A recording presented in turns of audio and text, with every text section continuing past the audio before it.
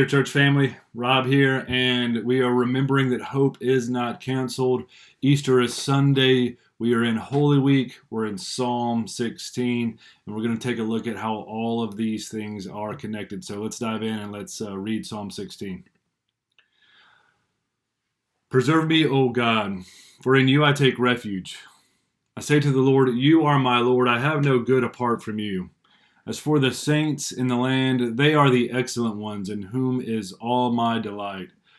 The sorrows of those who run after another God shall multiply. Their drink offerings of blood I will not pour out, or take their names on my lips. The Lord is my chosen portion and my cup.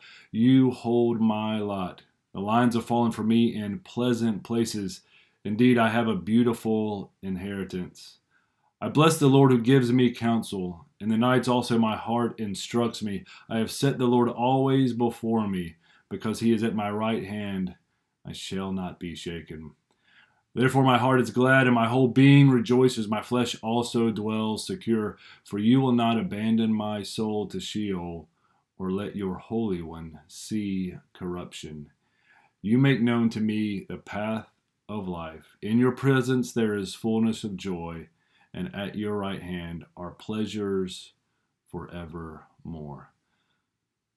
Friends, we could spend all week talking about this particular psalm. There's so much in it, but we only have a few minutes. I'm tempted to focus on Psalm or verse 11 because these are some astounding promises of satisfaction and fulfillment.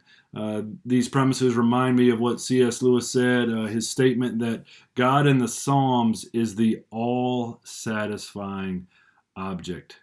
These promises also remind me of John Piper's book, Desiring God. If you haven't read it, I would encourage you to get it, check it out, and read it. I read it when I was in college, and it had a significant impact on my faith. But Easter is Sunday. We're in Holy Week, and so we're going to look at verse 10 here. For you will not abandon my soul to Sheol, or let your Holy One see corruption. Now, the first half of this verse, there's the promise that God will care for us after the grave, something that's perfectly reasonable for David or any Old Testament writer to expect or to say, but it's the second part of verse 10 that we want to hone in on here. This notion that you will not let your Holy One see corruption. Because we know that when bodies die, that they decay. When David died, his body decayed. The first half of verse 10 and really all of this psalm could apply to David or any mere human, but that's not true when it comes to this statement that you will not let your Holy One see corruption. That's pointing us forward. That's pointing us towards the one whose body did not see corruption. It's pointing us to Christ. You don't just need to take my word for it, though. Hear what Peter says when he is preaching at Pentecost. He says this, Acts 2:29, brothers, I may say to you with confidence about the patriarch David that he both died and was buried, and his tomb is with us to this day. Being therefore a prophet, and knowing that God had sworn with an oath to him that he would set one of his descendants on his throne, he foresaw and spoke about the resurrection of the Christ, that he was not abandoned to Hades, nor did his flesh see corruption. It's not just Peter, Paul also. Paul, preaching in the synagogue at Antioch, says this.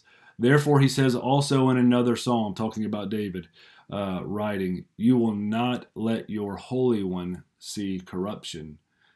And Paul goes on to say, for David, after he had served the purpose of God in his own generation, fell asleep and was laid with his fathers and saw corruption. But he whom God raised up did not see corruption, speaking about Jesus. It's in this season, this Holy Week, that we celebrate the resurrection, the single most consequential moment in history. Friends, it reminds us that in the darkest days, God's light can break through. It reminds us that the brokenness inside of us and all around us has been defeated and one day will be no more. In a mysterious way, David knew something of that event, and he wrote of it here in Psalm 16 long before it happened. And while he looked forward to it in anticipation, we can look back with certainty that our greatest enemies have been defeated, sin and death, and the greatest love has been shown to us. Christ's death on the cross shows us that the love God has for us. Let's let those truths be the headlines we remind ourselves of and others of in this week. Let's remember hope is not canceled.